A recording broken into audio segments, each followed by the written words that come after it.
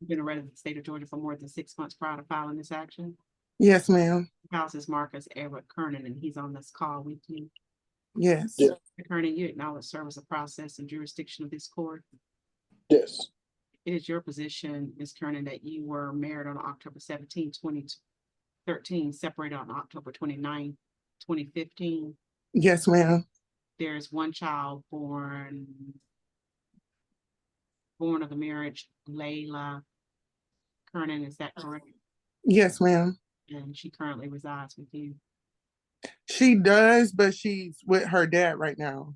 I called him for an emergency purpose. But she resides with you. Yes, ma'am. All right. And your,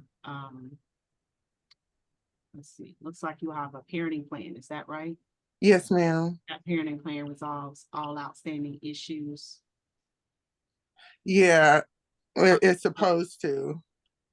Well, in the parenting plan, you indicated that there was going to be joint physical custody. How is that?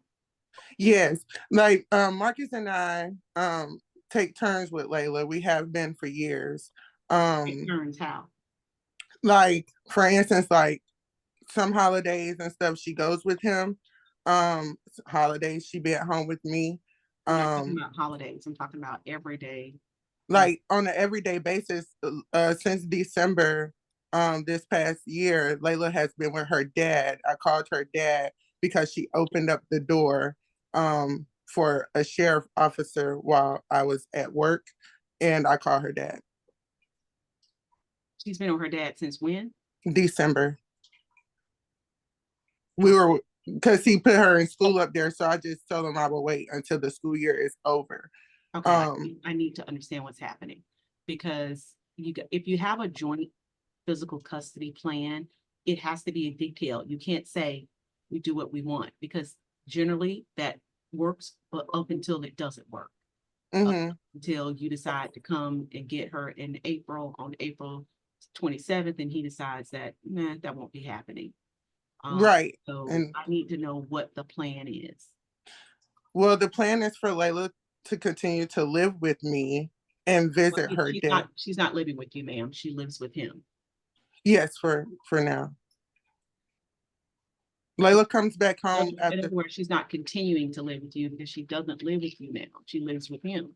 So what's the plan for her to actually live with you? I'm waiting on the school year to end. And then what will happen at the end of the school year? I go pick her up and bring her back here to Georgia. She's not in Georgia. She's in Missouri with her father.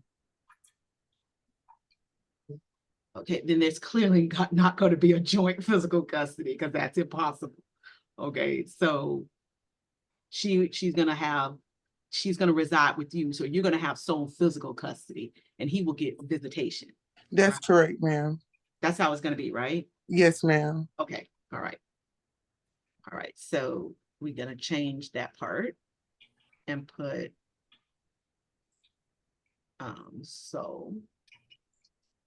okay.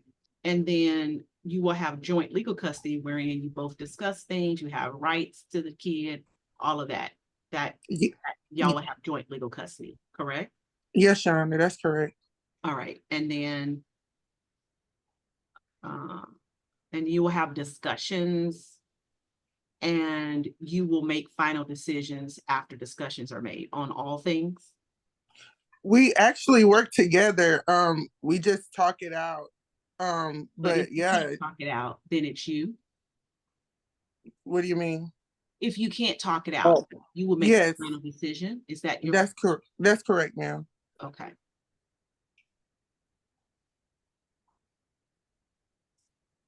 And then with regard to visitation, how will that work?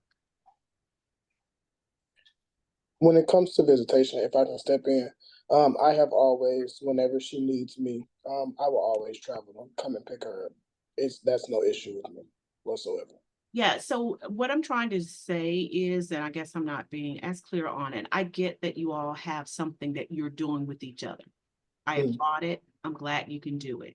My job, however, is to put a plan in place when you can't do it. Like when you get to a point hopefully not, but if you do, when you can't make a decision, we need to have something in place to keep there from being a mess. Okay, I guess the short way of saying it. So I don't want you to say, well, I just come when she tells me to, or something. And then one weekend you want to take her to Disney World and mom says, no, I have plans. And you've already spent money and tickets and all of that kind of stuff.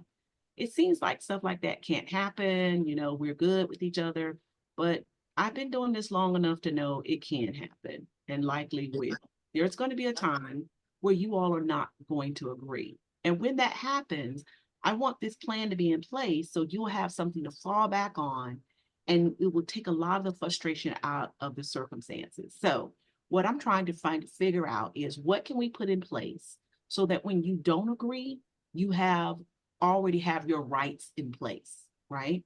So if you're going to take weekends on first and third weekends, if mom says you can't come this weekend, you're okay. Because guess what? You know, you can always come on the third weekends.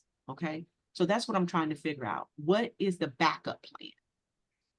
We do not have a backup plan. Okay. So what we're gonna do is I'm gonna give dad every first and third weekend. Okay. So and then I'm gonna say, if you're gonna make it, you'll call her on Wednesday night to say, I'm coming. If you're not gonna come, you'll let her know I'm not coming. And that way you'll always have the first and third weekends. Okay. Just in case. And then we're gonna alternate the holidays. Okay. So I will give some to mom, give some to dad. To the extent you all agree outside of that, no problem. You agree outside of it. But to the extent something comes up and you all cannot agree, this plan rules. Okay. Okay. All right. So for example, if both of you wanted spring break, well, this plan is going to say when you're in conflict in the even years, dad gets spring break. So guess what? Even though you're in conflict, the conflict is solved by going and looking at this plan. Okay. To the extent one of you want Christmas and the other of you want that first day of Christmas and you all agree on it, scrap my plan. Don't worry about it because you all agreed on it, right? Yes, ma'am. Okay. Yes, ma'am. That's what we want to do. And that way, if there's an issue, you can take care of it, save you money because you don't got to keep coming back here because I already have the answer in the plan. Okay. So that's what we're going to do. All right. Now, there is parental agreement made between Marcus and Oma.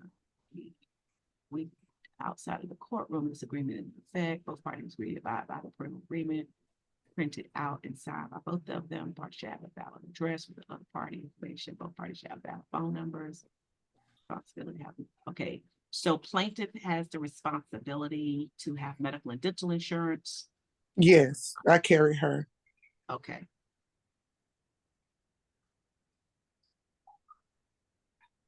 And then for the summer months, I'll give 1 month to mom, 1 month to dad. Y'all agree with outside of it, no problem. But that's how I'm going to do the Okay. rotation. All right. Child support. What are we doing on child support? Initially, I really do not care for Marcus to pay child support. Miss Marshall just said that I couldn't leave it blank, so I just put what was on our child worksheet. But initially, I'm not looking for nothing from Marcus. Marcus takes good care of our daughter. We do it together. We don't have no child support issue, and I don't want his money. Yeah. So the thing about child support is it's not your money, it's her money, or your child's money. And so you can't just waive it off because she has a right to be supported by her father. Right. So technically, what that means is that based on this worksheet, he's supposed to pay $747 a month. Now, your position might be, well, I know he's supposed to pay that a month, but we have to take into consideration the fact that he has to travel and bring the child back to court. Correct. And that's expensive. And so the court will then go, well, how much money is that a month? And the court might say, oh, that's $300 a month. So I can subtract 300 from that number. I can't subtract 700 because I don't have a way of articulating why you would forego, so, especially you, Miss Marquita, because you make $1,600 a month. Yeah. $404,600 a month. He makes $3,000 more than you. Yeah. So that's significant for me to withdraw child support for that amount of money. Yeah, that's true. I understand. Okay. So let's say if your position is that there is travel deviation, I can give a travel deviation, but I can't remove $747 of child support and make it zero. Not with these numbers. Okay. Can you subtract when he does travel? Because he pays to rent his cars and stuff like that. Yeah, and what would that subtraction look like for you, Mr. Kernan? So usually because I don't fly because I'm afraid of heights. But so I drive, and that's a 12-hour drive, one way. Okay. So how much 12-hour money do drive. you think you spend a year on traveling back and forth to see the kid? A year? If I could just roughly give a number, I would say like 2,000. How much? Like 2,000. Okay, so I think you might end up spending way more than that. Yeah. Because right now, I don't know, when you come pick the kid up, do you stay with Miss Kernan? No, I actually have an older brother that lives in Georgia. Oh, okay, so you got someone there. So what I'm gonna do is I'm gonna put it a little bit higher than that. I'll do 300 a month, so that's 3,600. So I'm gonna give you a $300 deviation for travel. Okay. And that would leave you paying $474 in child support. Yes, ma'am. So let me tell you, this is what I'm going to put down here. Whether or not Ms. Kernan takes that to law enforcement or to DHS to enforce it will essentially be, I guess, on her. However, I also want you to know that if you do not show some amount of child support, and Ms. Kernan one day just decides to file it against you, and let's say it's 4 years later, I'm going to multiply 474 times 4 years. Okay. And the reason is because that's what you're ordered to pay. And the problem is that sometimes people will say, well, we agreed to something else. Well, that might be, but that's not my court order. My court order is this amount. So you can not pay that amount and trust that your relationship is really good and that you will never find being on the other end of her deciding to collect 3 years later or 4 years later, or you can pay it. Okay, that's going to be up to you. All right, do you understand what I just said? Yes, ma'am. All right, because that has happened all too often as well. So it's good. I want you to have a great relationship. I'm glad that you have it, but I want you to know that my order is the only thing I'm going to be looking at. Okay? Yes, ma'am. All right.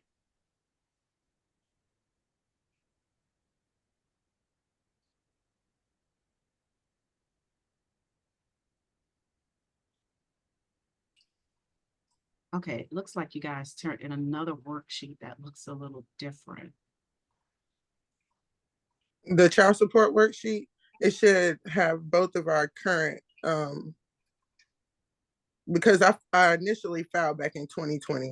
I've been fighting for this divorce for years. So yeah, if I do 300, it's going to end up being 506.48. So I'll do $306.48. So that'll be an even 5 on child support. Okay.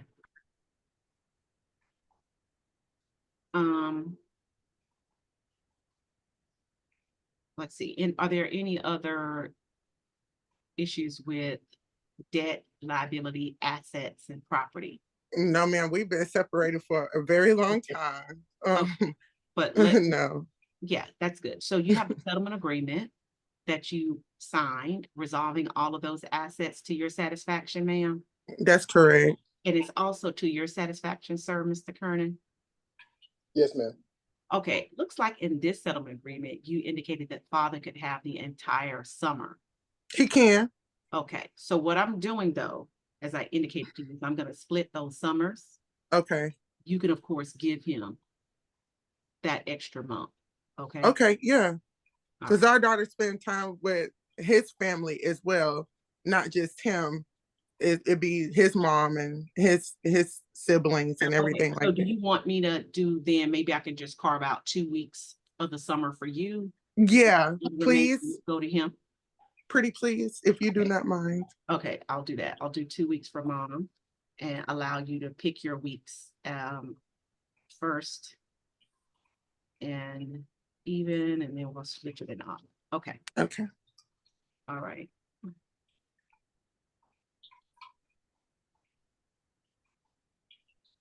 All right, I think I resolved all our other matters. There's anything else that I have not resolved? No, I just want to make sure that I'm able to have a place to pick her up and drop her off. If, you know, one year he may say he can't make it and I have to bring her to him. You know, Okay. I just So need you to. want to make sure that that agreement that you said that you all have to have a valid home address. That's correct.